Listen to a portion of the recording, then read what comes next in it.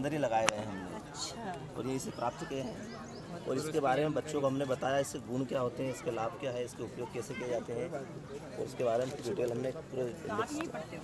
हाँ, ये हम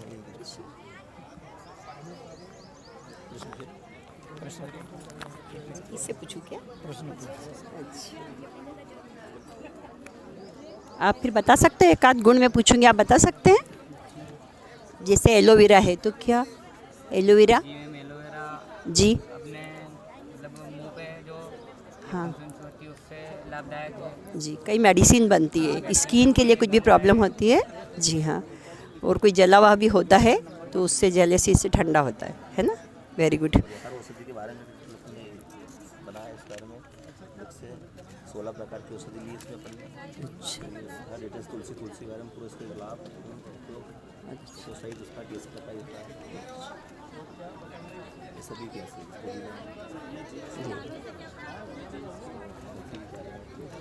ये सौंफ के बारे में, सौंफ का पौधा भी हमारे यहाँ पर है। हाँ। सौंफ लगी है यही परिसर में है ना, मैंने देखा है। वेरी गुड, बहुत अच्छे। तो शुरुआत हमने 1 साल पहले ही करी है इसकी जी और हमने संकुल से हमारे स्कूल से करा है शुरुआत हाँ, हाँ वहाँ भी जाती हूँ, देखा है मैंने जी। हाँ, प्रेरणा से बस इन पौधों का आगे भी ध्यान रखना है ना बेटा? ओके।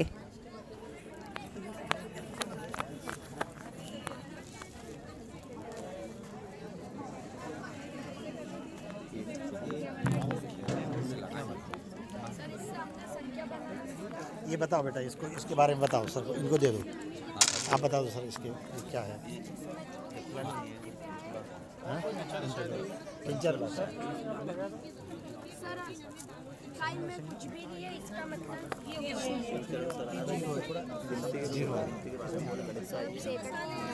हाई पे एक है में गणित है, अंकों के बारे में हमको भी जानकारी मिली।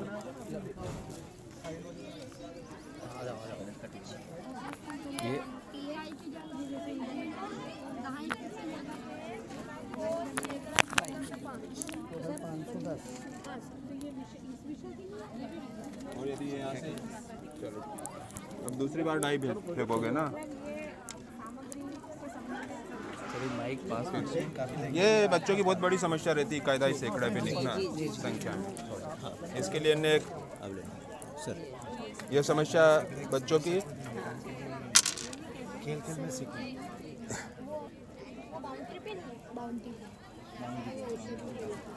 इकाई में 4 है। संख्या बनाने की समस्या बहुत ज़्यादा रहती है, जिसके लिए एक अच्छी सी TLM सामग्री इनने बनाई है, जिसमें बच्चे खुद अपने गेम भी खेलते हैं। खेल खेल में इकाई दहाई सैकड़ा हाँ में संख्या है लिखना पढ़ना और उनको उपयोग में लेना सीखते हैं। समझ भी है साथ में जी जी और संख्याओं के ज्ञान भी, तो खेल खेल में संख्याओं को सीखना।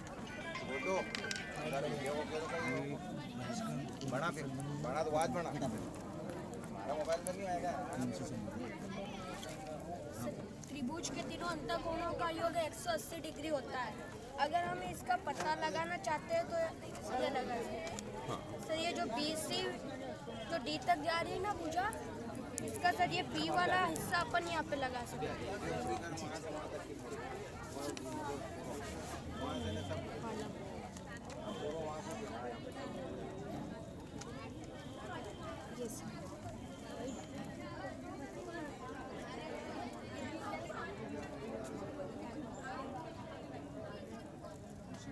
सर ये हमारा एक बन गया चांदा।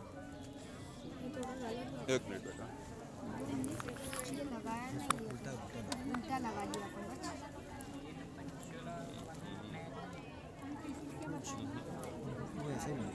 कहाँ से लगेगा इसे? पलट के लगेगा।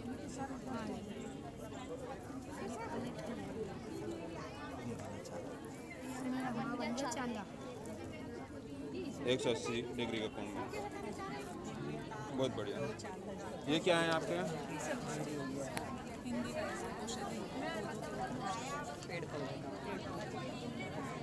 कौन सा स्कूल है?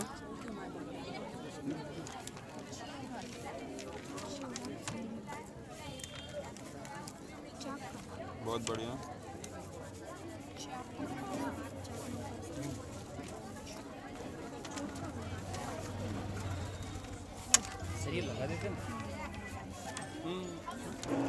सब अलग अलग। इसमें विज्ञान का प्रोजेक्ट।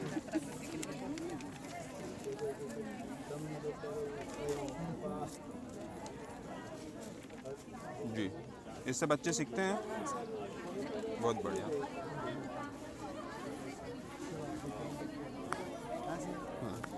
कंटिन्यू। इसमें क्या उर्दू के बच्चों के लिए? हाँ, अपने ब्लॉक में एक संस्था है जिसमें प्राथमिक में उर्दू और माध्यमिक में भी उर्दू पढ़ाई जाती है। मिली मैं आपसे ये इनके नाम लिखे हुए हैं दालों जी, ये दस मुझे पदार्थों के नाम लिखे हैं, उर्दू में लिखे हैं, मैडम ने बनाया बच्चों ने। इसमें ये भी करना था ना, जैसे इन दालों का पौष्टिक क्या है, हाँ सर, इनको खाने से क्या क्या फायदे हैं, किसका बस ये मैडम ने लिख देगा भी इसमें किस किस चीज़ों से प्रोटीन वगैरह प्रोटीन्स वगैरह। ये तत्सम करता है उसे। इनका उपयोग कैसे करते हैं? तत्सम और तत्सम। इनका उपयोग कैसे करते हैं? तद्भव, जैसे अब ये तद्भव है और ये तत्सम हैगा, तब बच्चों से ये तद्भव लिखा हुआ है, अब इसको तत्सम में क्या बोलते हैं, तो ओपन करते हैं तो ये आ जाता है इस तरह से। ये मतलब प्रत्येक के नीचे उसके उसका तत्सम लिखा ये हुआ तद्भव, है। ये तद्भव लिखा है और नीचे तत्सम है। हाँ, बोलते हैं उसे मालूम पड़ जाता है कि ये बच्चों के समक्ष रखे जाते हैं जी रोज। हाँ, रखे जाते हैं सर। बच्चे इससे सीख रहे हैं। जी सर, बढ़िया। जी हाँ, उर्दू सावेर में के मैडम, मैंने आपको बताया था। हाँ जी, हाँ आएंगे जब। जी बताइए, परिचय दीजिए। परिचय चंद्रशेखर सुनानिया, EGS हतुनिया फाटा, प्राथमिक शिक्षक। क्या क्या है प्रेजेंट? ये दिनों के नाम का है ना, मंगलवार, बुधवार, गुरुवार, ये चार्ट है, आ की मात्रा है ये ना। प्राथमिक वाले बच्चों का हाँ, होता है। प्राथमिक। ये नाम, इनका काम, उपयोग कैसे करते हैं? ये जैसे बच्चों को ये लगा देते हैं नाम, ये वाम, ये फिर काम कि बेटे ये काम है ना, वो ये गाय का निधन है ना, बता देंगे गाय। ये है सर, जैसे बच्चों को लगा दिया ये है ना, गिलास ये लग रहा है, ये तितली, ये छाता, ये तकनीकी है ना, ये पेड़ आम का पेड़ है, ये आम है, ये तना है, ये पत्ती है, डाली है, शाखा है, ये जड़ है। ये सप्ताह के नाम और उसमें रंगों की पहचान बच्चों को सप्ताह 7 सप्ताह के नामों का जानकारी और कलर रंगों की पहचान। इनका उपयोग कैसे करते हैं टीले ग्रुप में? टेले में सर उनको सप्ताह का नाम सिखाना और फिर उनको रंगों की पहचान कराना है, ये गुलाबी है, नीला है। सर एक मिनट सर, ये मैं तो उड़ाना लेता हूँ सर, लेकिन अपने फाटा स्कूल सप्ताह के दिनों के नाम। क्या है ये? सर दंड डाले के सर कि इसमें विद्यार्थियों की संख्या और जिनको जो रंग पसंद है उसके लिए बनाया है सर ये इस पर हमने पैमाना ले लिया कि एक इकाई के लिए 10 बच्चे, तो 60 बच्चों को जैसे गुलाबी रंग पसंद है सर, तो ये 10, 20, 30, 60 तक इसको दे जाएंगे गुलाबी। फिर नीला 90 को पसंद है, तो नीले के लिए फिर हम इसको 90 तक ले जाएंगे। सफ़ेद 40 बच्चों को पसंद है, तो इसको 40 तक ले जाएंगे। हरा 50 को है, तो इसके लिए 50 तक ले जाएंगे। स्लेटी रंग ग्रे 70 को पसंद, बच्चों को पसंद है, 70 तक ले जाएंगे। स्कूलों के नाम पीला 30 बच्चों को पसंद है। देखिए 4 ये 4 कौन से स्कूल से हैं?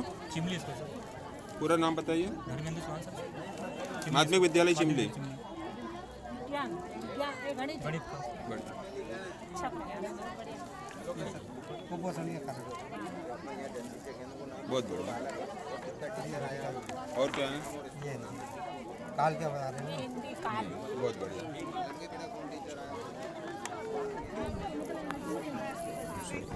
थोड़ा सा महत्वपूर्ण भूमिका निभाता है। इस प्रकार प्रकाश संश्लेषण में लाइट एनर्जी ट्रैप करके केमिकल एनर्जी में बदली जाती है। सर ये बोलूँ क्या फिर? जी मैडम एक बार और थोड़ा सा जी सर। क्लियर कर दीजिए। मैं सरिता परमार शासकीय माध्यमिक विद्यालय मांगली अन्य से हूँ। यहाँ अपने मॉडल में मैंने पौधों में पोषण किस प्रकार होता है यह समझाने का प्रयास किया है। पौधों में पोषण दो प्रकार से होता है, स्वपोषण और विषम पोषण। स्वपोषण की मुख्य विधि है प्रकाश संश्लेषण। प्रकाश संश्लेषण बहुत महत्वपूर्ण क्रिया है सर, जो पौधे परफॉर्म करते हैं। यदि प्रकाश संश्लेषण नहीं हो और ये पौधे नहीं हो तो जीवन पॉसिबल नहीं है। न तो ऑक्सीजन में हमको मिलेगी और न हमको भोज्य पदार्थ मिलेंगे सर। तो हमारा जीवन पूर्ण रूप से ऑक्सीजन गैस और भोज्य पदार्थों पर निर्भर है। हम पूरी तरह से पौधों पर डिपेंड है। आजकल अपन कोरोना में जो ऑक्सीजन गैस की कमी और ये है तो हम क्यों कर रहे हैं मतलब पौधे लगाए जाएं। तो प्रकाश संश्लेषण की क्रिया में क्या है सर कि जो हरे पौधे होते हैं उनमें की पत्तियों में छोटे छोटे निचली सतह पर अनेक रंध्र पाए जाते हैं।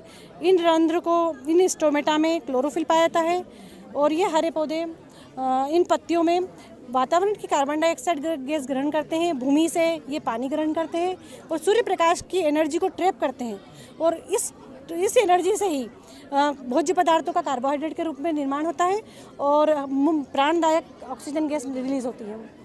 इस प्रकार ये प्रकाश संश्लेषण की क्रिया होती है। और ये जो निचली सतह पर जो रंध्र पाए जाते हैं इन्हें हम स्टोमेटा कहते हैं। ये दो प्रकार की कोशिकाओं से बने होते हैं। ये दो गार्ड सेल्स होती हैं और मेन वर्णक जो होता है क्लोरोफिल वो गार्ड सेल्स में पाया जाता है और पत्तियों का हरा रंग इस गार्ड सेल्स इस क्लोरोफिल के कारण ही होता है। और जो कुछ पौधे होते हैं जिनमें क्लोरोफिल नहीं होता है उनकी पत्तियाँ हरी नहीं होती हैं। और फोटोसिंथेसिस की क्रिया को जब यदि वातावरण में कार्बन डाइऑक्साइड गैस अधिक है तो फोटोसिंथेसिस की रेट बढ़ जाएगी। प्रकाश की तीव्रता अधिक है तो फोटोसिंथेसिस की रेट बढ़ जाएगी। यदि वातावरण में प्रदूषण अधिक है तो फोटोसिंथेसिस की रेट अपने आप कम हो जाएगी। इस प्रकार यह जो क्रिया है यह बहुत महत्वपूर्ण क्रिया है जो मैंने अपने मॉडल में प्रदर्शित की है।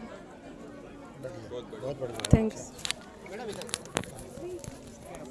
और सब मैंने इसमें भी दर्शाया है कि किस प्रकार से इसमें मैकेनिज्म होता है। ये प्रकाश संश्लेषण की क्रिया होती है।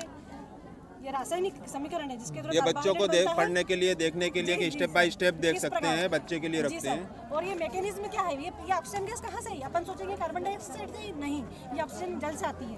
किस प्रकार ये इसमें दो क्रियाएं होती है सर, प्रकाश अभिक्रिया और अप्रकाश अभिक्रिया। प्रकाश अभिक्रिया में जल का फोटोलिसिस होता है। जब क्लोरोफिल के अणु सोलर एनर्जी को ट्रैप करते हैं तो जल का फोटोलिसिस हो जाएगा। जल का फोटोलिसिस के लिए हाइड्रोनियम आयन और हाइड्रोक्सिल आयन बनेंगे।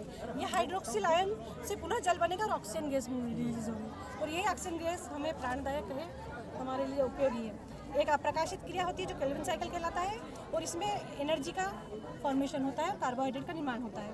ये कार्बोहाइड्रेट का निर्माण हुआ जो भोज्य पदार्थ पौधे अपने अंदर संग्रहित करते हैं और उससे अपनी दैनिक क्रियाएं भी वो इसी से करते हैं।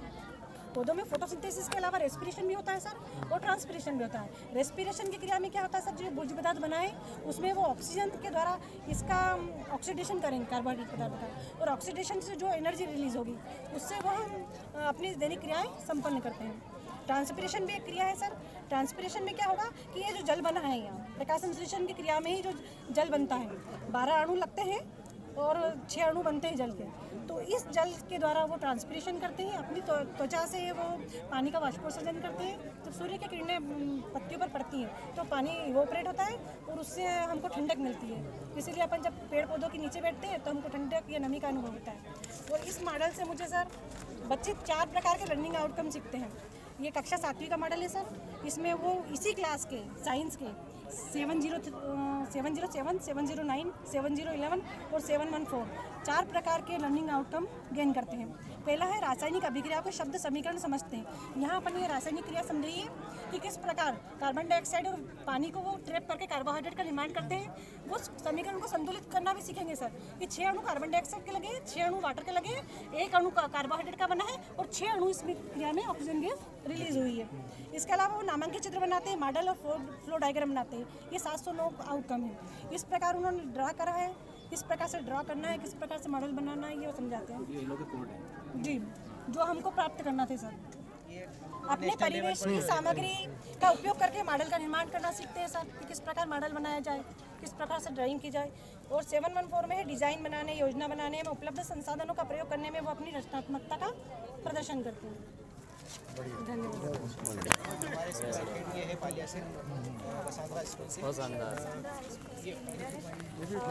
हाँ ये भी सर, ये सूर्य का स्थैतिक मॉडल है। ये मैडम आप हाँ सर, सर ये चंद्रग्रहण और सूर्यग्रहण का मॉडल इससे हम बच्चों को ये लो कॉस्ट से ही बनता है। आसानी से थर्माकोल्स बॉल्स यूज़ करके हमने पृथ्वी और चंद्रमा का निर्माण किया और ये सूर्य भी ये आसानी से उपलब्ध है सामान।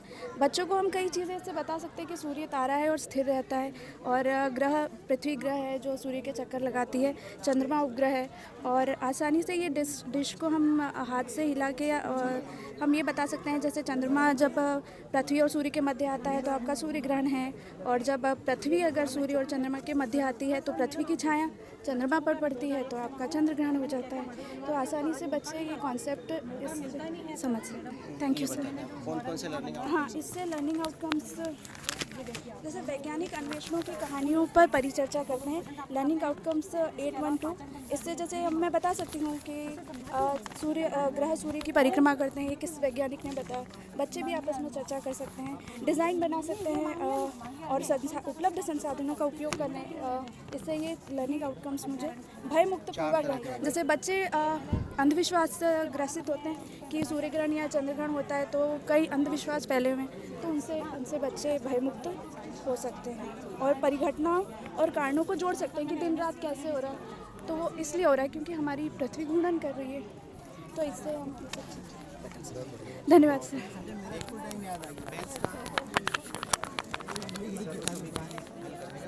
सर्व समीकरणों का सत्यापन ज्यामितीय रूप से। नमस्कार, मैं शिल्पा जैन, शासकीय माध्यमिक विद्यालय काकरिया बोर्डिया से।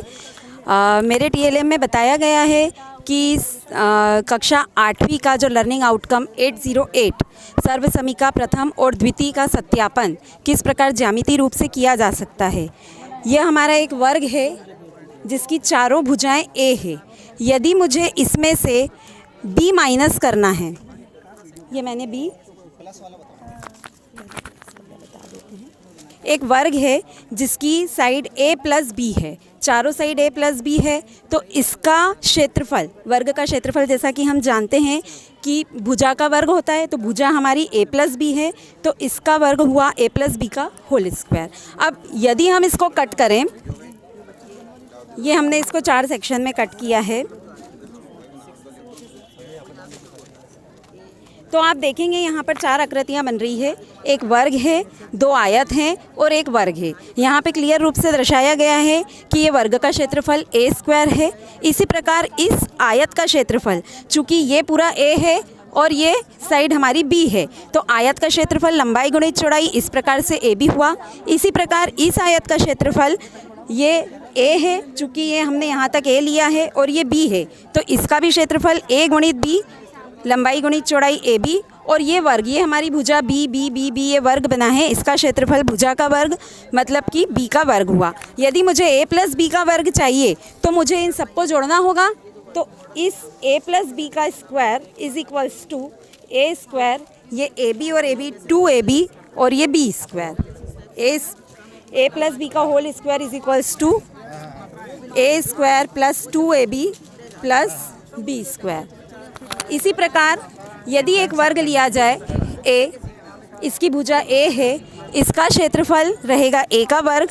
अब इसमें से मैंने एक साइड को माइनस किया B, मैंने इसको माइनस किया, दोनों तरफ से B साइड को माइनस किया है, तो हमारे पास ये जो क्षेत्रफल बचेगा ये हो गया A माइनस B। इसका वर्ग यदि मुझे निकालना है, इसका मतलब मुझे इस पूरे A स्क्वायर में से इस एरिया को माइनस करना है, तो A माइनस B का वर्ग, तो ये आयत, ये एक पूरा आयत है AB और ये AB, ये हो गया 2AB, इसको माइनस करना है। लेकिन हम यहाँ पर क्या देखते हैं कि ये B डबल बार हमारे माइनस में आ रहा है, तो हमको इसको एक बार हटाना पड़ेगा, इसलिए हम इस B को माइनस कर देंगे। तो हमारा सूत्र बनेगा A माइनस B का वर्ग इज इक्वल्स टू इस पूरे का वर्ग माइनस 2AB, और एक बार जो हमारा B स्क्वायर जो डबल हो रहा है तो हम उसको प्लस कर देंगे। A square is equals to A square minus कहाँ गया है, एक माइनस और था, minus 2AB plus B square. इस प्रकार बच्चे कक्षा 8वीं की अवधारणा 808 को अचीव कर लेते हैं। शासकीय प्राथमिक विद्यालय का एमएस टेस्ट निकाल लिया। शासकीय प्राथमिक विद्यालय रेलवे स्टेशन पालिया, इसमें बच्चों के शब्द भंडार की वृद्धि होगी। जैसे ये BAT बैट है, इसको आप बच्चे चलाते रहेंगे। सॉरी, ये CAT केट हो गया। आगे चले अपन, ये EAT एट हो गया, HAT हैट हो गया।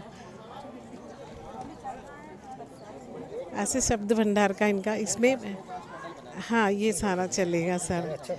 हाँ ये सर ऐसे शब्द, हाँ शब्द भंडार का, इससे इसकी उनकी वो होगी सर।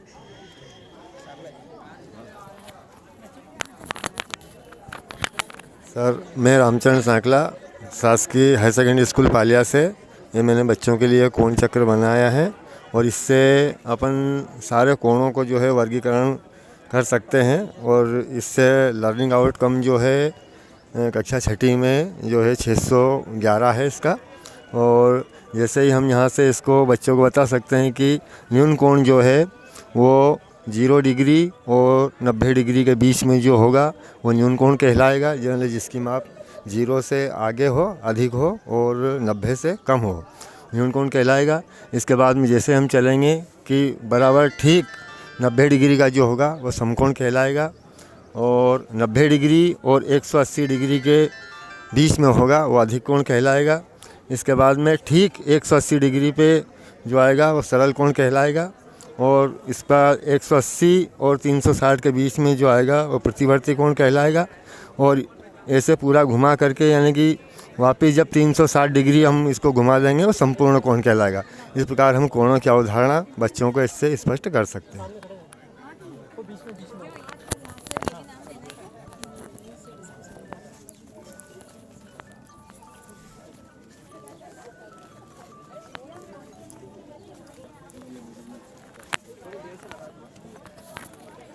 मैं प्राथमिक विद्यालय कांकरिया बोडिया से मैंने मात्रा चक्र बनाया है। सामान्यतः प्राथमिक स्तर पर बच्चों की एक मुख्य समस्या होती है कि मात्राएं हम बोल पाते हैं, रिपीटेशन तो हो जाता है, लेकिन रिपीटेशन के साथ में उसका रिकग्नाइजेशन नहीं हो पाता है। वो समझ नहीं पाता है कि एक ही मात्रा बताया तो एक ही मात्रा 1 लगाना है या 2 लगाना है, ऊ की मात्रा किधर से लगेगी, छोटी लगेगी या बड़ी लगेगी।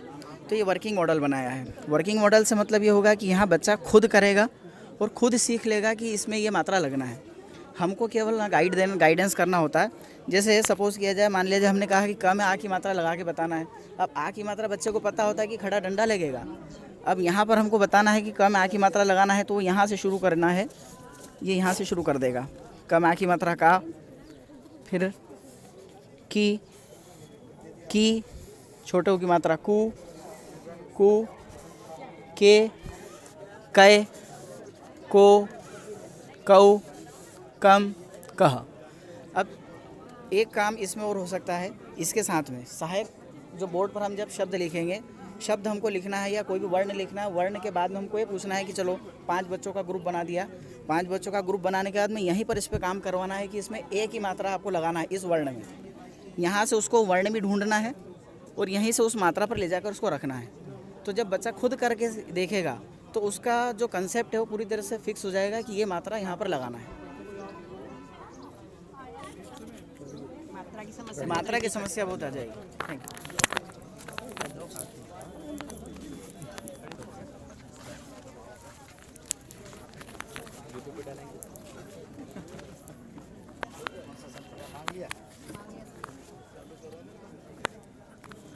क्या बताओ इसके बारे में बताइए।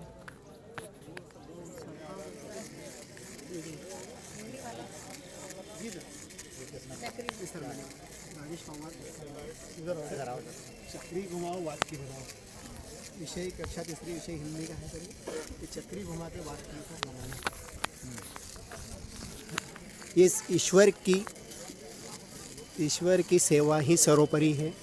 इसको ऐसे घुमाएंगे अपन, हमें सदैव बड़ों का आदर करना चाहिए। चक्री घुमा के, मतलब आप बच्चों को शब्द बोलते जाएंगे, बच्चे इससे वो बना। जी जी जी।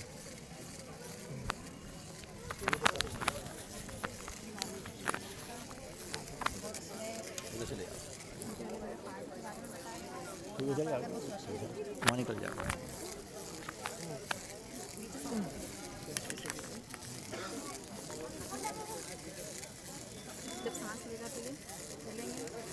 वेस्ट चीज़ों से बनाया गया है। जितनी भी वेस्ट चीज़ें इसमें पत्रिका वगैरह यूज़ की गई, स्ट्रा, बलून्स और जो शादी के कार्ड वगैरह रहता है उसका उपयोग किया गया। फेफड़े के रोचक तत्व हैं कुछ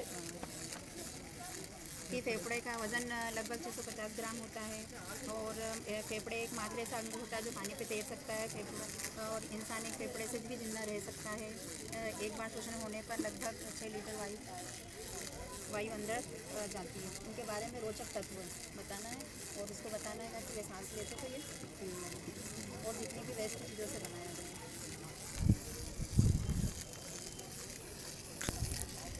ये साइंस में दोनों ही आते हैं। ये मैडम तो ये एक इनका तो ये सुनीत शासकीय बालक माध्यमिक विद्यालय मांगलिया सुनीता हिरवी।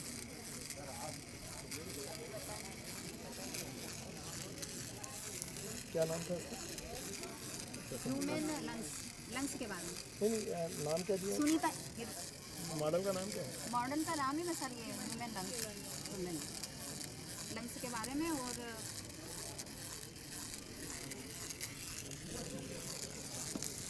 ये विटामिन है और विटामिन के अंतर्गत कितने प्रकार के होते हैं ऊपर नाम है, प्लस इसके अंतर्गत किसी की जो है कमी से होने वाले रोग है, इस रोग से उसके बारे में सभी डिटेल, सभी विटामिनों के नाम, विटामिनों के नाम और उनसे प्लस उसकी कमी से जो रोग होते हैं वो है, प्लस उसके बारे में बताया है। ये क्या बनाया है? ये क्या है? ये बताओ, इतना समझाया ये पूरे कपड़े क्या क्या है, क्या मॉडल है? अपने कार्टून सेट है टूई जो 2017 में लॉन्च किया था, उसके ऊपर तैयार करवाया बच्चों से, जिसमें क्या सैटेलाइट? जी sir, satellite cartoon set 2E। अच्छा, तो जो सैटेलाइट का आपने जी सर बनाया है? जी सर, जिससे पृथ्वी के अवलोकन की जानकारी और अपने यातायात और जो भी जानकारी हो उसके द्वारा प्राप्त करने में सुविधा मिली कि आगे क्या नियोजन करना है, क्या उपयोगिता करना है इसकी। इससे हम कौन सा लर्निंग आउटकम प्राप्त कर सकते हैं? सर जी कोई भी जैसे अपना यातायात की समस्या है या कुछ भी रोड का या ट्रैफिक का है, वो मानसिक हम प्राप्त कर सकते हैं।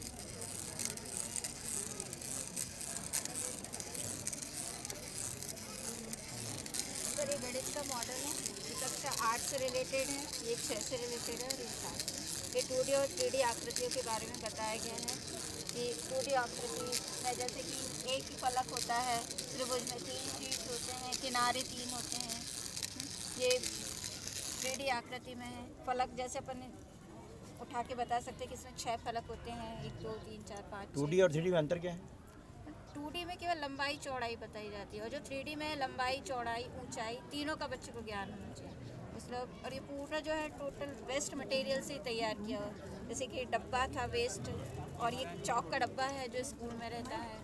इनका दैनिक उपयोग क्या है? दैनिक उपयोग सर बच्चे को ये याद होता है कि 2D आकृति, जैसे कि मान लो अपना मैदान है तो वो तो 2D में आ गया, उसका अपन को क्षेत्रफल निकालना है तो लंबाई और चौड़ाई की ज़रूरत पड़ेगी। और जैसे मान लो अपना क्लासरूम है, उसमें अपन को पुताई करना है, पेंटर इस रेट से ले रहा है तो उसका अपन पहले कैसे निकालेंगे पूरी दीवारों का क्षेत्रफल और फिर उसका क्या कॉस्ट होगा, इस तरह से उसको और 3D का? सर 3D का ही तो बताया, लंबाई चौड़ाई होनी चाहिए। और ये भिन्न के बारे में है, जैसे एक इसका उपयोग कैसे करेंगे? बच्चे को भिन्न की समझ देने के लिए, जैसे कि मान लो ये पिज्ज़ा है पूरा एक है, फिर उसको आधा किया तो कितना हो गया, ये 1/2 1/2, फिर उसके 3 भाग कर दिए बराबर बराबर तो कितना हो गया, ये 1/3 1/3, 1/4 4 भाग करेंगे तो 4 1/4 1/4, इस तरह से भिन्नों की जानकारी। और ये संख्या के देख रहे हैं सर? हाँ सर बताइए। ये मैथ्स में सर हम प्राइमरी स्तर में बच्चों को 5 तरह की चीज़ें इसके अंदर प्रदर्शित की गई हमने। ये 2.5 तक अपन उनको संख्या की समझ बता सकते हैं और दूसरी आकृतियों के द्वारा अपन सर्कल है, वृत्त, त्रिभुज है और षष्ठभुज, शंकु है और आयत है, ये बता सकते हैं अपन। तरल पदार्थ में नापने वाले जो मापों के नाम हैं अपन लीटर हैं, आधा लीटर हैं, और वेट में भी अपन बता सकते हैं, वजन में, किलो में, 500 ग्राम में। और ये भारत की जो मुद्राएं हैं, करेंसी है, उसके बारे में बच्चों को ज्ञान होना चाहिए प्राइमरी स्तर। ये कौन सी क्लास के लिए? ये प्राइमरी के लिए। येलो कौन सा आएगा? लर्निंग आउटकम लर्निंग आउट कन्या सर इसके कन्या अंदर कोई बात नहीं, बहुत बढ़िया सर। अच्छा चलिए।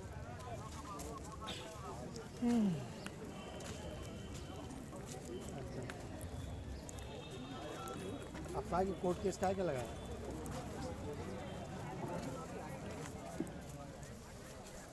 सर नमस्कार। हाँ सर, ये सर ये है प्रकाशदर्शी।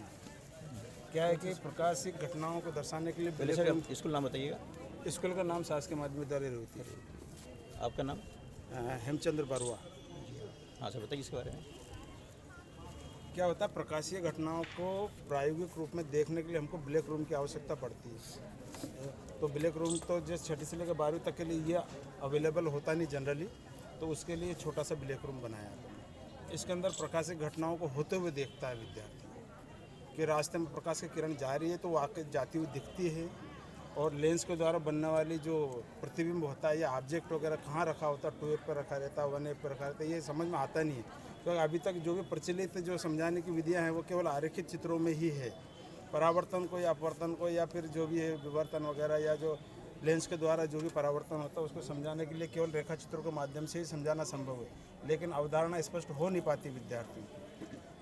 तो उसके लिए ये फिर अपन ने ये व्यवस्था की है कि इसके अंदर क्या होता है कि धुआं छोड़ा जाता है हल्का सा, अगरबत्ती का काय का धुआं करके दिखाएंगे आप? ये सर अभी यहाँ लाइट की व्यवस्था नहीं है सर, है ना?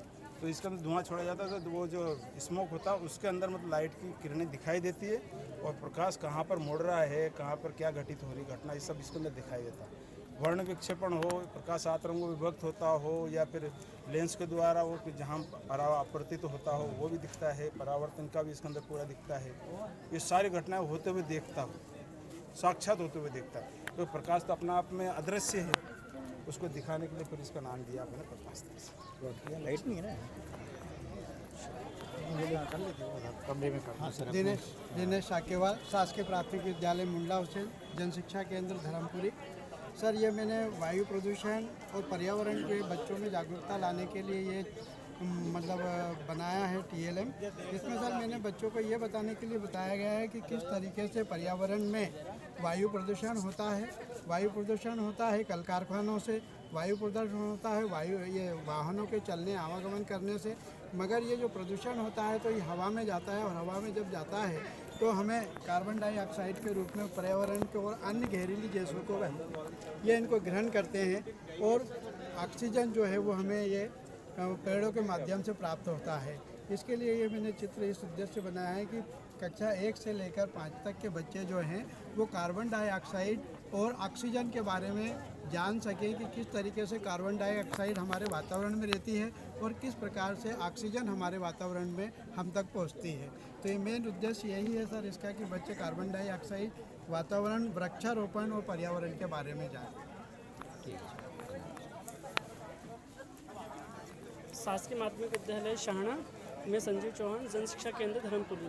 वहाँ से हमारे विद्यालय से एक मॉडल आया है उत्सर्जन तंत्र। इसमें ये बताया जाता है कि मानव शरीर में विभिन्न अंग होते हैं और उसमें बहुत सारे अंगों का क्या क्या कार्य होता है। उसमें से एक अंग लिया हमने उत्सर्जन तंत्र। ये एक बहुत चमत्कारी अंग है। इसमें रक्त को छाना जाता है, मतलब हमारे शरीर में जो अपशिष्ट पदार्थ बनते हैं उसके माध्यम से दोनों शुद्ध रक्त और अशुद्ध रक्त को जो होता है उसको अलग अलग किया जाता है। हमारे रक्त में जो अपशिष्ट पदार्थ के रूप में यूरिया होती है वो यहाँ से जब रक्त आता है इसके अंदर तो यहाँ पर किडनी के अंदर जो ग्लोमेरुलस नाम की जो नेफ्रॉन्स होते हैं उसके अंदर क्षमता वो बाहर अपशिष्ट पदार्थ कर देता है। इस तरह से बच्चों को हम इसके उपयोग और कार्य बता सकते हैं। ठीक है, थैंक यू। हाँ सर, इसके बारे में बताइएगा। जी सर, मैं रमेश जोशी, शासकीय प्राथमिक विद्यालय राजोदा से हूँ, धर्मपुरी संकुल से। सर ये एक स्वर और मात्राओं की पट्टी है जिसमें कि हम अपन बच्चों को कोई सा भी अपन व्यंजन ले लें। ख, एक आ का स्वर है ख, जब इसमें आ की मात्रा लग जाएगी तो इसका स्वर बदल जाएगा, आ हो जाएगा। ठीक, अपन इसी प्रकार पूरे उसको अम तक की संख्याओं का मात्राओं का ज्ञान दे सकते हैं। फिर इन्हीं पट्टियों की सहायता से हम उसको 2 अक्षर वाले, 3 अक्षर वाले या 4 अक्षर वाले शब्द बनाना और उसको पढ़ना बहुत आसानी से सिखा सकते हैं। और ये है एक ये विलोम पट्टी का है सर, ये विलोम शब्दों की। कि आप लोगों को ठीक इसका अपोजिट नीचे मिल जाएगा। इसको अपन घुमाएंगे, सुंदर, कुरूप, सद्भाव, दुर्भाव। तो ये बच्चों को विलोम शब्द सिखाने में थोड़ी आसानी है। बहुत बढ़िया sir, thank you sir. Sir नमस्कार सर, मेरा नाम रतनलाल अस्ताया है, शासकीय माध्यमिक विद्यालय कटकिया से और जनसंख्या केंद्र धर्मपुरी। सर मैंने एक विद्युत परिपथ बनाया है और इस परिपथ के द्वारा बंद परिपथ और खुला परिपथ अपन बता सकते हैं और बच्चों को ये बता सकते हैं कि धन में ऋण को जोड़ा जाता है और एक पूरा परिपथ हम इस प्रकार से इसको वर्किंग मॉडल के रूप में इसको बता सकते हैं। इसी के साथ में सर हम जो धातु और अधातु के बारे में बताते हैं कि विद्युत की सुचालक होती है, तो इसके द्वारा हम इससे बीच में रख के इस प्रकार से हम उसको बता सकते हैं कि धातुएं विद्युत की सुचालक होती है। हम 2 या 3 धातु के बारे में बता सकते हैं। उसके साथ में ही हम बताते हैं बच्चों को कि जो प्लास्टिक होता है और कागज़ होता है वो विद्युत का कुचालक होता है। इसको भी हम बीच में रखते हैं और उसको देखते हैं तो ये लाइट नहीं जलती है। इसके साथ में हम एक लाइट क्यों नहीं जलेगी? सर ये प्लास्टिक जो होता है वो विद्युत का कुचालक होता है और हम बच्चों को ये इसके बारे में बताते रहते हैं। दूसरा है जो आधातु रहती है उसमें ग्रेफाइट जो रहता है, कुचालक होने से क्या होता है? सर ये विद्युत का सर्किट पूरा बन नहीं पाएगा कुचालक होने की वजह से। दूसरा सर जो ग्रेफाइट होता है वो आधातु है लेकिन ये विद्युत का बिल्कुल अच्छे से सुचालक है। इसको बताने के लिए हम इसको बीच में इसका सर्किट बना के इसको बता सकते हैं कि ये विद्युत का सुचालक होता है ग्रेफाइट। Thank you sir. मैं वाहिद खान और प्रावी धनखेड़ से हूँ, जन शिक्षा केंद्र धनखेड़। हमारा हरा भरा मध्य प्रदेश, ये जो चार्ट बनाया है जिसमें बताया गया है कि इसमें 52 जिले होते हैं और 10 संभाग है और ये हमारा मध्य प्रदेश, इसमें एक हरा भरा मध्य प्रदेश है और इससे बच्चों को ज्ञान जिलों का और संभाग का प्राप्त होता है। ठीक है, थैंक यू सर। मैं राधा कौशल माध्यमिक विद्यालय धर्मपुरी से हूँ। मैंने रस के विषय में बताया है उदाहरण देकर और रस के प्रकार कि किसी भी कविता को पढ़ने से या देखने सुनने से जो आनंद की अनुभूति होती है उसे रस कहते हैं और रस 10 प्रकार की होती है। जैसे उदाहरण श्रृंगार रस इसका स्थायी भाव रहती है और राम को रूप निहारती जानकी कंगन के नग की परछाई माँ या तो सबे सुधी भूली गई कर देखी रही पल टारत नहीं और इसका मैंने सचिव उदाहरण दिया। इसी तरह हास्य रस है और इसका स्थायी भाव हास्य है। हाथी जैसा देह, गेंडे जैसी चाल, तरबूज जैसी खोपड़ी, खरबूज जैसे गाल, इसका भी मैंने उदाहरण दिया। इस तरह मैंने रस सचिव जी। मैं विजयलक्ष्मी वर्मा गणित विषय का बनाया है। सर ये मैं पिछले चली गई, हम सब आगे बढ़ रहे हैं लेकिन मैं थोड़ा सा पीछे गई हूँ बच्चों को 19वीं शताब्दी का बाइस्कोप जो होता था। तो इसमें ये बताने की कोशिश की कि ज्यामितीय आकृतियाँ। सबसे पहले हम बिंदु जिसकी ना कोई लंबाई चौड़ाई, सिर्फ एक पॉइंट। इसके बाद जब 2 बिंदुओं को मिलाया तो रेखाखंड, इनकी लंबाई फिक्स होती है। आगे बढ़े तो किरण, जिसका एक प्रारंभिक बिंदु होता है लेकिन अंत बिंदु नहीं होता है। इसके बाद कोण, 2 रेखाखंड जब एक दूसरे को काटते हैं किसी बिंदु को तो कोण बनता है। इसके बाद हम आगे बढ़े द्विविमीय आकृतियाँ, जिसमें 2 विमाएँ होती हैं, लंबाई चौड़ाई। आयत, वर्ग, त्रिभुज, चतुर्भुज, वृत्त, अंडाकार, ये भी आकृति है। इसके बाद त्रिविमीय आकृति, 3 विमाएँ, इसमें ऊंचाई भी होगी, लंबाई चौड़ाई तो है, ऊंचाई भी है। घनाभ, घन, बेलन, शंकु, गोला। अब एक बच्चों के लिए एक मैच द पेयर ले लिया कि आप सही जोड़ी बनाइए। इसमें ये द्विविमीय आकृति दे दी और त्रिविमीय, कौन सा किससे मैच हो। ठीक है, थैंक यू। ये कि यही बनाने के लिए मैंने 2 बड़े पाइप 4 साल से लेके रखे थे ये अच्छी बड़ी सब चीज़ें बन जाए, लेकिन वो आज तक नहीं कर पाया। अब बना लेंगे सर। गुड आफ्टरनून सर, मैं पल्लवी पाटिल शासकीय माध्यमिक विद्यालय से एंगल और उसके टाइप्स और प्रॉपर्टी ऑफ एंगल उसके बारे में बच्चों को बताना चाहूँगी। इसमें हम यदि कोई अंत बिंदु लेते हैं और अंत बिंदु से हम यदि 2 किरणें लेते हैं तो उनके बीच में जो आकृति बनती है वो हमें कोण मिलती है। और ये जो पॉइंट मिलता है ये इसमें वर्टेक्स होगा, एक हमारा शीर्ष होगा। अब उसके बारे में हम बात करेंगे तो ये 0 डिग्री से शुरू होता है कोण। और सबसे पहले कोण की पहला कोण लेंगे हम न्यून कोण। ये 0 से ज़्यादा और 90 से कम, फिक्स 90 नहीं, 90 से कम यदि कोई कोण बनेगा तो उस कोण को हम अक्यूट एंगल न्यून कोण कहेंगे। यदि बच्चों को याद नहीं हुआ तो उसको इंग्लिश में भी हम बताएंगे अक्यूट, क्यूट यानी छोटा सा, एक छोटा सा एंगल बनाएंगे, वो होगा न्यून कोण। उसके बाद हम यदि 90 डिग्री पर फिक्स पहुंच जाते हैं तो हम अल्फ़ाबेटिकल यदि हमारा ये एल शेप जो बनता है वो हमारा समकोण होता है, उसे हम राइट एंगल कहेंगे। उसके बाद हम आगे बढ़ते हैं कोण की तरफ, तो 90 से 180 के बीच में, यानी वो फिक्स 180 नहीं होगा तो हमारा वो एब्सोल्यूट एंगल यानी अधिक कोण होगा। उसके बाद एक सीधी रेखा पर जो कोण बनता है हमारा, एक सीधी रेखा हमें जो मिलती है उस पर जो कोण बनेगा वो हमारा रुजु कोण होगा, सरल कोण होगा। उसके बाद 180 से आगे बढ़ते बढ़ते हुए यदि हम 360 पर नहीं पहुंचेंगे, 360 से कम यदि रहेगा तो वो हमारा रिफ्लेक्स एंगल होगा, प्रतिवर्ती कोण कहलाएगा। उसके बाद ये सर्कल एक कंप्लीट होता है, जहाँ से हम शुरू हुए वहाँ पर ये फिनिश होता है, वहाँ पर हमें एक कंप्लीट एंगल मिलेगा जिसे हम संपूर्ण कोण कहते हैं। इसके बाद ये तो हो गए हमारे फिक्स कोण। इसके बाद ऐसे कुछ कोण हैं जो आपस में एक दूसरे की सहायता लेके अपना प्रेजेंटेशन करते हैं, अपनी आइडेंटिटी बनाते हैं। फर्स्ट में हम लेंगे पूरक कोण। पूरक कोण जो है उसका मान 90 डिग्री होता है, उसमें 2 कोण कोई भी हो, वो 2 कोण मिलके यहाँ पर पूरक कोण का निर्माण करते हैं, यानी 2 कोणों को मिलाने पर यदि उनका योग 90 डिग्री आता है तो वो हमारा पूरक कोण कहलाता है। पूरक कोण का जस्ट बड़ा भाई है संपूरक कोण। इसमें बात थोड़ी सी चेंज हो जाती है, इसमें 180 योग होता है इनका, पर कोणों 2 कोण ही मिलकर इसको संपूरक, मतलब ये 2 कोण मिलकर इनका योग यदि 180 डिग्री आता है तो ये हमारा संपूरक कोण कहलाता है। उसके बाद हम आगे बढ़ते हैं शीर्षाभिमुख कोण पर। यदि 2 सरल रेखाएं एक दूसरे को प्रतिच्छेद करती है और उसके बाद यदि वो उसके बाद जो आमने सामने के कोण बनेंगे वो हमारे शीर्षाभिमुख कोण हो जाएंगे। उसके बाद रेखिक युग्म। रेखिक यानी एक लीनियर पेयर, लीनियर यानी एक रेखा पर 2 युग्म यानी पेयर, ये 2 कोणों का एक ऐसा कोण बनता है तो वो रेखिक युग्म कहलाता है। उसी प्रकार से एक और कोण है हमारा आसन्न कोण। आसन्न कोण यानी 2 भुजाओं के बीच में एक भुजा जो उभयनिष्ठ होती है उनके बीच में जो कोण बनेगा वो आसन्न कोण कहलाएगा। बहुत बढ़िया, thank you sir. Thank you sir. Sir शासकीय प्राथमिक शाला धर्मपुरी से मैंने ये ना फर्स्ट से लेके 3rd क्लास तक के बच्चों के यदि बनाया संख्याओं के ज्ञान को लेके संख्याएं बनाए 4।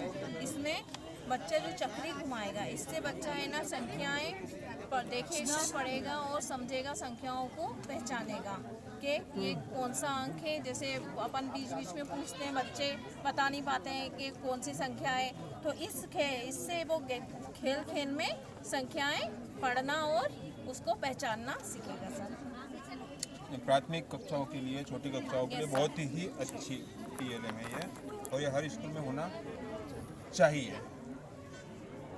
जिस प्रकार से माध्यमिक विद्यालय के लिए कोण का ये आवश्यक चीज़ थी, ये हर विद्यालय में होना चाहिए। और दोनों ही चीज़ें ये जो है बिल्कुल लो कास्ट की है, हर शिक्षक बना सकता है, कोई ज़्यादा मतलब हाँ कुछ भी नहीं करना है, कोई खर्चा नहीं है। बहुत बढ़िया। नो कास्ट हाँ सर, उसी थीम पर हमने TLM। जी thank you ma'am. Okay sir.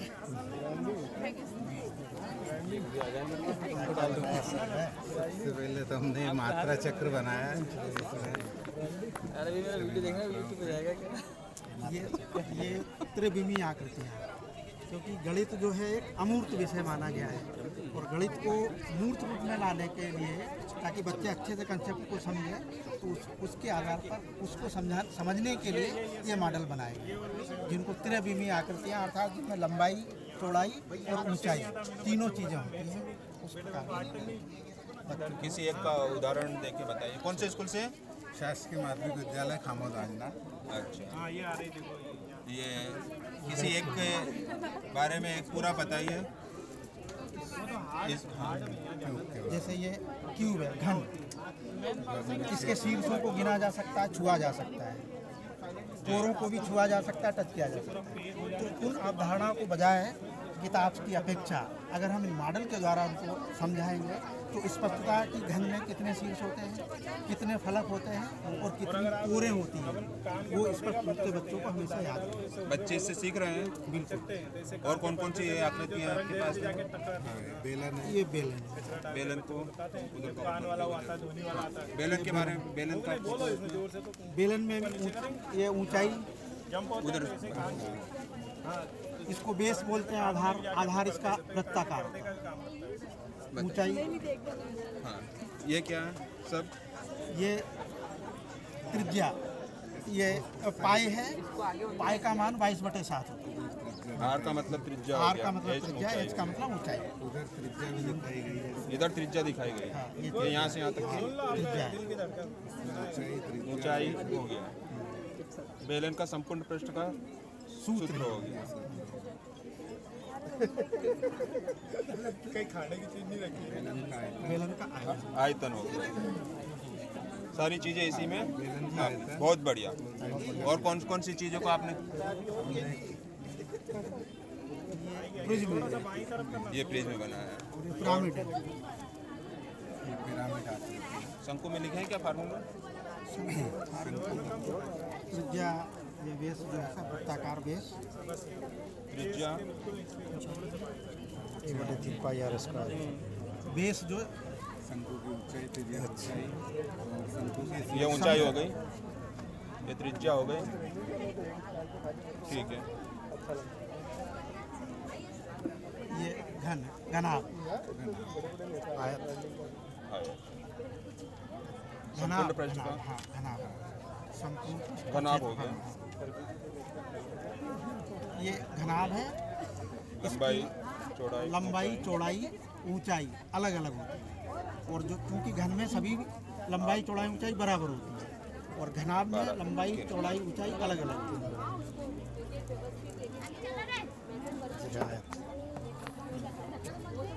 गणित का है ये विज्ञान का है। विज्ञान ये पवन चक्र, ये क्या बनाया है इसको? ये तो पेड़ का कुओं से पानी निकालने में काम आती है। घरों में विद्युत उत्पादन हो जाता है इससे अनाज पीसने की चक्कियाँ भी चलती हैं, बिजली उत्पादन। ये जो हवा से चलती है जो चक्की, तो ये गतिज ऊर्जा को यांत्रिक विद्युत ऊर्जा में बदलने के लिए इसमें डायनमा लगा रहता है।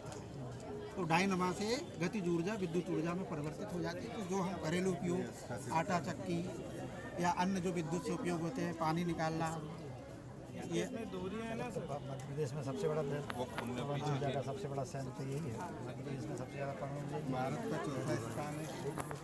भारत का चौथा स्थान है पवन ऊर्जा उत्पादन में। और ये भारत के तमिलनाडु, महाराष्ट्र, गुजरात, मध्य प्रदेश और आंध्र प्रदेश में इसके संयंत्र लगे हुए हैं सभी दूर। और इसका उपयोग कई प्रकार से किया जाता है। अनाज पीसने में भी उपयोग होता है। देवास में भी बहुत बड़ा। हाँ, देवास में, मध्य प्रदेश में। सौर मंडल, सौर मंडल का हमने एक मॉडल बनाया है। इसमें कोई लागत नहीं है। थर्माकोल है जो बिना उसके मतलब पैकिंग के जो थर्माकोल आते हैं, रॉ मटेरियल उसको हाँ रेजमाल से चिकना करके कलर करके, केवल के कलर हैं ये, वाटर कलर। और इसमें हम बच्चों को सूर्य आकार भी दिखा सकते हैं। इसके बाद इसकी कितनी दूरी है, सूर्य से कितनी दूरी है बुध की, जैसे 3.6 करोड़ मीटर इसकी सूर्य से बुध की दूरी है, हम उसको भी दिखा सकते हैं। इनका आकार की तुलना क्रमानुसार इनकी तुलना भी हम दर्शा सकते हैं, कौन सा ग्रह कितना बड़ा है।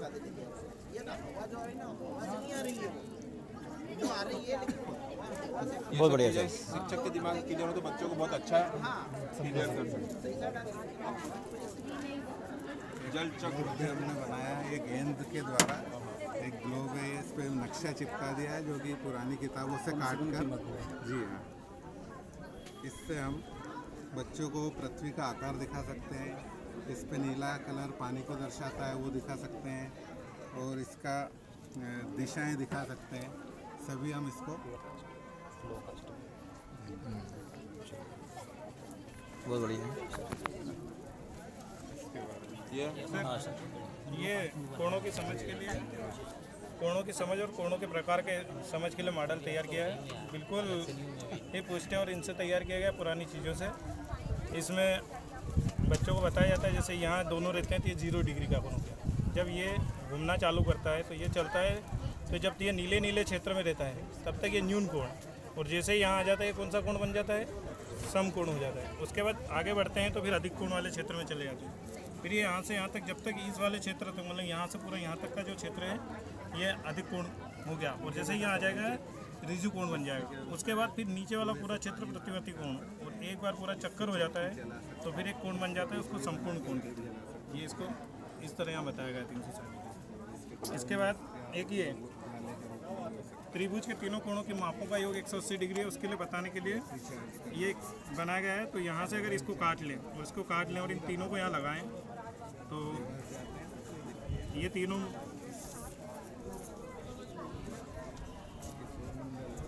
लगभग इतना बनता है, पूरा बनता है, और इसको रख दें तो ये बच्चे समझ जाते हैं कि तीनों कोणों का कितना होता है 180 डिग्री। तो ये गणित में है। और विज्ञान में ये हमने एक सौरमंडल का मॉडल बनाया है जिसमें हम प्लेनेट को अपनी जगह से इस मतलब चलते हुए बता सकते हैं बच्चों को कि सारे ग्रह किस प्रकार अपने स्थान से बढ़ते हैं। साथ में इनको परिक्रमण गति के साथ घूर्णन गति घुमा के बता सकते हैं, और लाइट चालू करके प्रकाश कैसे ग्रहों तक पहुंचता है वो भी इसको अंधेरे कमरे में दिखेगा। सब दूर आधे आधे क्षेत्र पे लाइट दिखेगा। और साथ में अगर हमें केवल पृथ्वी का ही बताना है तो ये सब निकल भी जाते हैं, सब हम निकाल भी देते हैं। केवल पृथ्वी को रख के पृथ्वी के दिन रात की गति बता सकते हैं। एक वीडियो बना के देना इसको। अगर हमें पृथ्वी का ही काम करना है तो केवल ये पृथ्वी का ही बताएगा।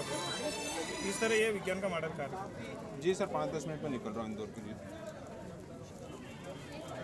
हाँ, और एक सर ये विज्ञान के लिए हमने हृदय की धड़कन को बच्चों को सुनाने के लिए मॉडल बनाया है, जिसको यहाँ हृदय पे रखते हैं और बच्चों को कान में रख के सुनाते हैं कि आपके हृदय की धड़कन को महसूस करो।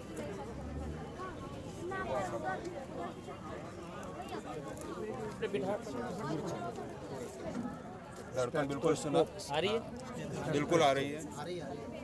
सुनो सर स्पेक्ट तो इसमें समझाने वाले वही बना के तो हमारे यहाँ तक तो इसको भी एक्सप्लोर करना। स्कूल कौन सा आपका? शासकीय माध्यमिक विद्यालय सर, ये दोनों का माध्यमिक विद्यालय मगरखेड़ी।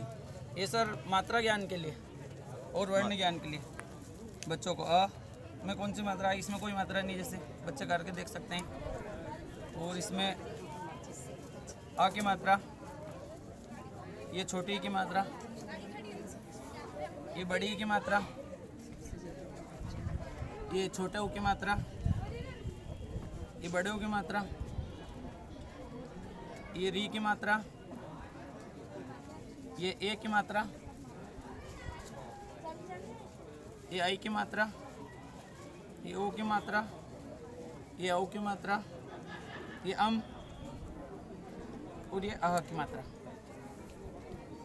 बच्चे उपयोग करते हैं इसका? हाँ सर। अच्छा, कुछ ग्रुप सीखे में बिठा बच्चे? के। ग्रुप में करते हैं? हाँ जी।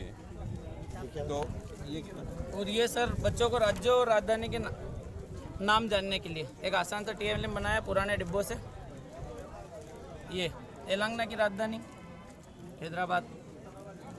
अब केंद्र शासित प्रदेश आ गए इसमें, यहाँ से दिल्ली, दिल्ली की नई दिल्ली, ये नई दिल्ली, इसके लक्षद्वीप की कवरती, दादर और दमन द्वीप की दमन, पूरे 28 केंद्र शासित 28 राज्यों और 9 केंद्र शासित प्रदेश का सभी को उसमें हाँ। सम्मिलित किया। और सर एक छोटा सा मॉडल बनाया गया है बच्चों को ऋतु परिवर्तन की जानकारी देने के लिए। पृथ्वी की जो घूर्णन गति है उसके कारण तो दिन रात का पता चलता है, लेकिन पृथ्वी की जो परिक्रमण गति है उसके कारण ऋतु परिवर्तन होता है। हम इसको यहाँ से चालू करते हैं सर। ये 22 दिसंबर की स्थिति में जब पृथ्वी अपने अक्ष पर 23.5 डिग्री झुकी हुई है आती है, तो जो सूर्य है वो मकर रेखा पर चमकता है। उस कारण जो दक्षिणी गोलार्ध है वो दिन बड़ा रहेगा, और उत्तरी गोलार्ध जिसमें हमारा देश भारत भी है वहाँ पर सूर्य की किरणें तिरछी पहुँचती है, इस कारण वहाँ पे शीत ऋतु रहती है। उसके बाद ये गति करते हुए जब 21 मार्च और 23 सितंबर की स्थिति में जब पहुँचती है, ये इतनी झुकी हुई, तब सूर्य सीधा भूमध्य रेखा पर चमकता है। 21 मार्च और 23 सितंबर को सूर्य की किरणें सीधी भूमध्य रेखा के बीचों बीच गिरती है। उस कारण 21 मार्च को और 23 सितंबर को दिन और रात बराबर होते हैं। उसके बाद पृथ्वी घूर्णन करते हुए जब 21 जून को पहुँचती है, तब ये 23.5 डिग्री झुकी हुई इस तरह से रहती है। तब सूर्य की किरणें सीधी उत्तरी गोलार्ध पर कर्क रेखा पर पड़ती है। इस कारण उत्तरी गोलार्ध में ग्रीष्म ऋतु रहती है और दक्षिणी गोलार्ध में शीत ऋतु रहती है।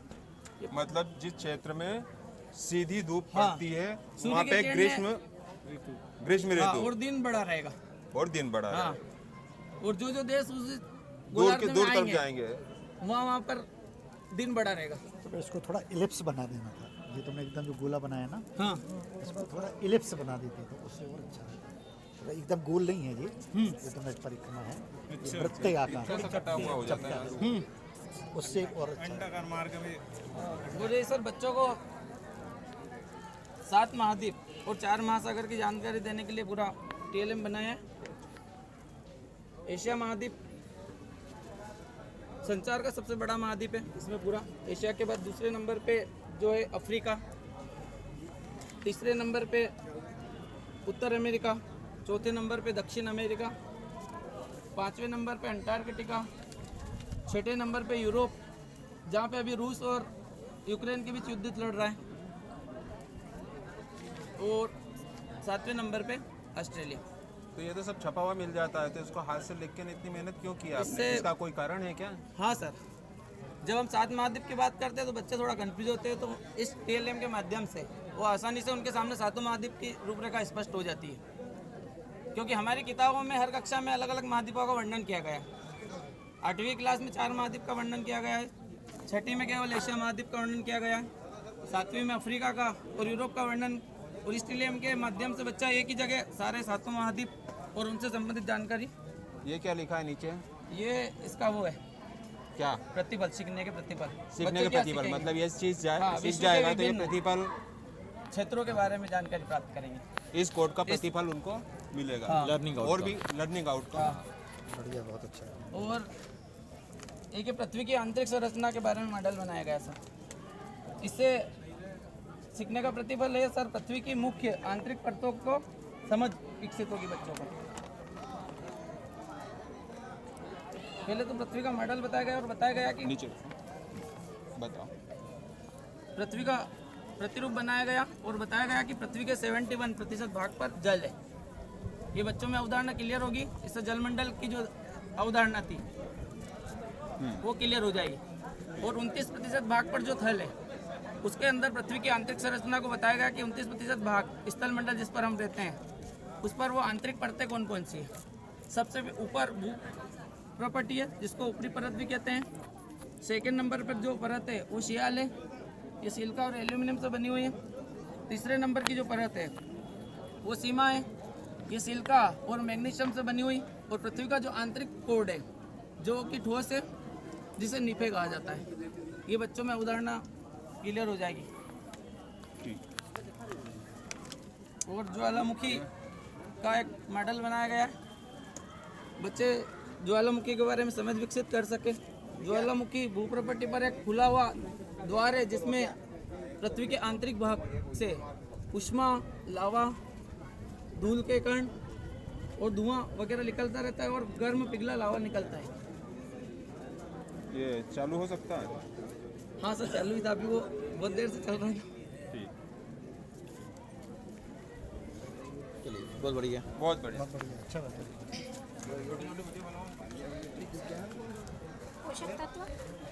पोषक तत्व वो तत्व होते हैं जो वृद्धि एवं विकास के लिए महत्वपूर्ण होते हैं, ऊर्जा प्रदान करते हैं। अपने इसमें पोषक तत्व में 5 है: प्रोटीन, विटामिन, खनिज लवण, वसा, कार्बोहाइड्रेट। इसके अलावा एक जल और है।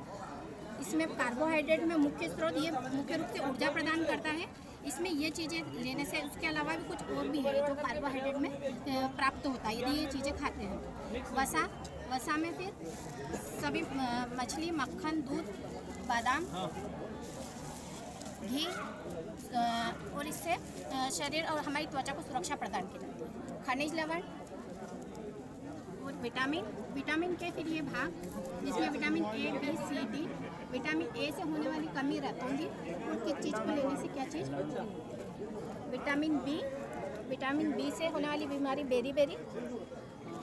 विटामिन सी स्कर्वी, डी से रिकेट्स, ई से एनीमिया खून की कमी, हीमोफीलिया जिसमें कि रक्त का थक्का जमना बंद हो जाता है। प्रोटीन में मुख्य रूप से सोयाबीन मुख्य रहती है, बाकी दूध, अंडा वगैरह, अंडे का पीला वाला पोर्शन, दूध, इन सभी चीज़ों से।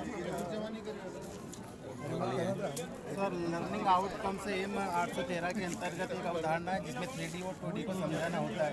इसके अंतर्गत ये TLM का मैंने निर्माण किया है जिसमें लो कास्ट और लो मतलब कि किसी प्रकार की मतलब ज़्यादा कास्ट नहीं लगी। इसमें मैंने 2D और 3D को समझाने की कोशिश की है बच्चों को।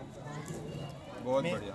द्विमीय और त्रिमीय बच्चों को समझाएं कि इस प्रकार की चिक्की है जिसमें 2 दिशाएं होती है और 2D के अंदर आएगी और 3D के अंदर जो उभरी हुई हो, उठी हुई हो, जिसमें ऊंचाई हो, 2 दिशाएं, 3 दिशाएं हो, इस प्रकार वो बच्चे अच्छी तरह से समझ जाएगा। इसके साथ ही घन और घनाभ, शंकु और इन अवधारणा को भी मैं क्लियर कर सकता हूँ। इसके साथ में वर्ग का परिमाप, क्षेत्रफल, वृत्त का परिधि, उसका क्षेत्रफल, आयत का क्षेत्रफल, उसका परिमाप और त्रिभुज का परिमाप, ये भी बच्चों को मैं समझाने की इसके माध्यम से कोशिश की है। इसके बारे में ये सर मात्रा की पहचान है पहली दूसरी के बच्चों के लिए। इससे क्या है कि हम बच्चों को आ की, छोटी की, बड़ी की मात्राओं की पहचान करवा सकते हैं, है ना। तो इसका मात्रा चक्र बनाया है और ये कि सर की इकाई दहाई की पहचान के लिए बच्चों को मुद्रा की पहचान और इकाई दहाई की पहचान हो सकती है। इसके लिए ये अपन ने TLM तैयार किया है बच्चों